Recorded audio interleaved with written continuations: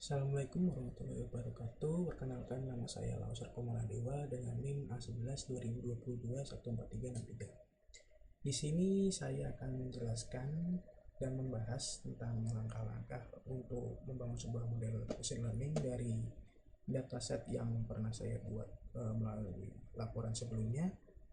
Di sini bertujuan untuk membangun sebuah model machine learning dan untuk klasifikasi teks yang ada pada chatbot bernama Vigo ini.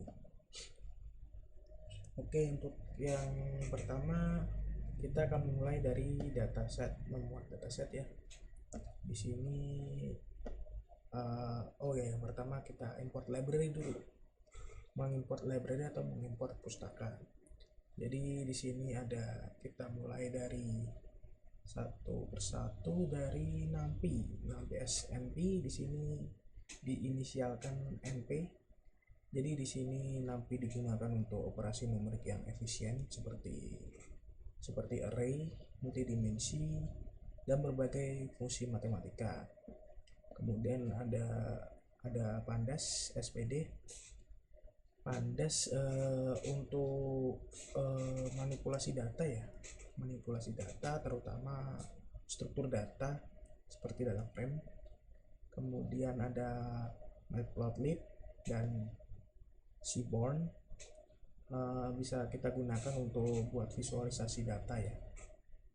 Kemudian ada Scalene untuk di machine learning di Python, bisa nyediain alat-alat kayak pemodelan, evaluasi, dan vektorisasi teks. Yang terakhir menggunakan yang terakhir ini ada Google Colab, from Google Colab maksudnya, import drive. Nah di sini saya menggunakan Google Drive untuk mengimpor file-file dataset yang ada di drive milik saya, jadi tersambung dengan Google Drive. Kemudian kita di sini ada load dataset ya, load dataset dari Google Drive-nya. Ini di sini ada train underscore data sama dengan pd.read_csv, yaitu untuk meload dataset, membaca dataset dari konten ini train.csv, dan yang lainnya sama seperti validation.csv dan test.csv. Jadi kemudian di sini ada untuk menampilkan nama kolom dalam dataset dengan print seperti ini, train data columns, train underscore data titik columns untuk membaca dan menampilkan kolomnya. Oke. Di sini juga ada untuk menampilkan beberapa baris pertama menggunakan head ya dari setiap dataset yang ada, dan ini adalah hasilnya. Train data head ini berupa teks dari chatbot ya Pak. Kemudian ini ada validation data.head, dan kemudian ada test data.head. Nah kemudian ada memisahkan fitur dan target. Langkah ini, fitur ini untuk input yang akan digunakan oleh model ya, untuk melakukan prediksi, sedangkan target adalah output atau label yang ingin kita prediksi. Kemudian ada untuk memastikan kolom teks ada dan memiliki format yang benar. Kode ini digunakan untuk print atau menampilkan nama kolom dari fitur. Ini penting buat memastikan bahwa kita telah misahkan data dengan benar dan kolom yang diperlukan ada di tempat yang tepat. Kemudian ada mengonversi kolom teks menjadi fitur numerik. Model machine learning tidak bisa langsung bekerja dengan teks, sehingga kita perlu konversi teks jadi representasi numerik ya Pak.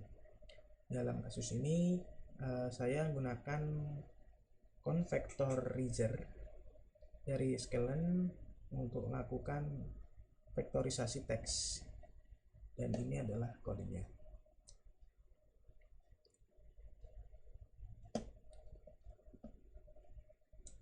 Kodenya ada di 3 ini. Kemudian ada X text meaning juga sama. Nah, kemudian ada menggabungkan kembali hasil vektorisasi. Setelah melakukan vektorisasi, kita perlu menggabungkan hasil vektorisasi dari 2 kolom teks menjadi satu set fitur yang dapat digunakan oleh model. Nah, ini contoh kodenya untuk menggabungkan fitur yang telah dikonversi. Di sini saya menggunakan sp.hashtag dari SciPy untuk menggabungkan sparse matrik hasil vektorisasi dari kolom meaning, representation, dan references. Kemudian ada visualisasi distribusi target. Nah, ini di sini sebelum kita lanjutin ke pemodelan, penting buat memahami distribusi data milik saya terlebih dahulu. Di sini kita membuat visualisasi distribusi target untuk melihat bagaimana label tersebar dalam data training dengan menggunakan SNS conplot. Di sini masih di atas ini SNS conplot X atau di kita namakan target, koma data sama dengan train data. Jadi SNS conplot dari Seaborn ini kita bisa buat plot hitung dari label target, dan PLT title digunakan untuk memberi judul pada plot. Di sini distribusi target adalah judul dari visualisasi ini. Kemudian kita membuat dan melatih model. Di sini membuat model logistic regression. Kita membuat model logistic regression dengan parameter max underscore iteration, mungkin setahu saya iteration sama dengan 1000 untuk menentukan jumlah iterasi maksimal sejumlah 1000. Kita melatih model dengan data training menggunakan metode fit di sini. Kemudian ada prediksi dan evaluasi bagian selanjutnya. Setelah model dilatih tadi, kita perlu mastiin dulu bahwa kinerjanya, maksud saya kita perlu memprediksi dan mengevaluasi kinerjanya. Saya akan melakukan prediksi pada training, validation, dan test. Training, validation, dan test. Kemudian menghitung menggunakan confusion metric dan accuracy score untuk setiap dataset. Dan ini adalah kode-kodenya. Nah, di sini predict digunakan untuk melakukan prediksi pada data training, validation, dan tes, dataset training, validation, dan tes. Kemudian ada confusion metric. Confusion metric di sini digunakan untuk hitung confusion metric yang menunjukkan jumlah prediksi benar dan salah untuk setiap kelas yang ada.